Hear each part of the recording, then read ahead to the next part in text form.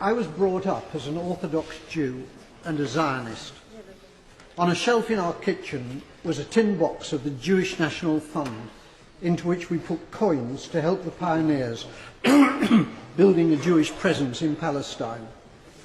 I first went to Israel in 1961, and I've been there since more times than I can count. I had family in Israel, and I have friends in Israel. One of them fought in the wars of 1956, 1967 and 1973, and was wounded in two of them. The tie clip which I'm wearing is made from a campaign decoration awarded to him, which he presented to me.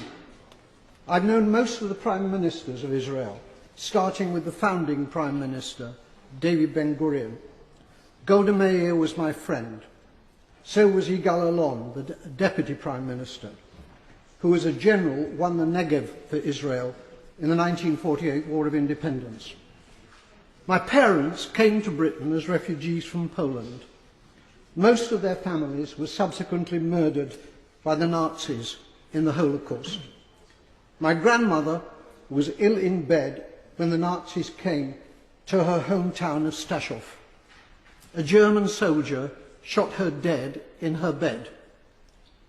Madam Deputy Speaker, my grandmother did not die to provide cover for Israeli soldiers murdering Palestinian grandmothers in Gaza.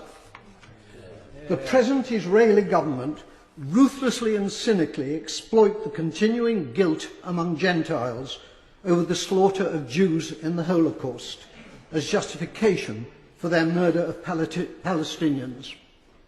The implication is that Jewish lives are precious, but the lives of Palestinians do not count. On Sky News a few days ago, the spokeswoman for the Israeli army, Major Leibovich, was asked about the Israeli killing of, at that time, 800 Palestinians. The total is now 1,000. She replied instantly, 500 of them were militants. That was the reply of a Nazi. I suppose that Jews fighting for their lives in the Warsaw Ghetto could have been dismissed as militants. The Israeli Foreign Minister, Tzipi Livni, asserts that her government will have no dealings with Hamas because they're terrorists. Tzipi Livni's father was Eitan Livni, Chief Operations Officer of the terrorist Irgun Tzvai Leumi, who organised the blowing up of the King David Hotel in Jerusalem, in which 91 victims were killed, including 4 Jews. Israel was born out of Jewish terrorism. Jewish terrorists hanged 2 British sergeants and booby-trapped their corpses. Irgun, together with the terrorist Stern Gang, massacred 254 Palestinians in 1948 in the village of Deir Yassin. Today, the present Israeli government indicate that they will be willing, in circumstances acceptable to them, to negotiate with the Palestinian President Abbas of Fatah. It's too late for that, Madam Deputy Speaker. They could have negotiated with Fatah's previous leader, Yasser Arafat, who was a friend of mine. Instead, they besieged him in a bunker in Ramallah, where I visited him. It's because of the failings of Fatah since Arafat's death that Hamas won the election, the Palestinian election in 2006. Hamas is a deeply nasty organisation, but it was democratically elected, and it is the only game in town.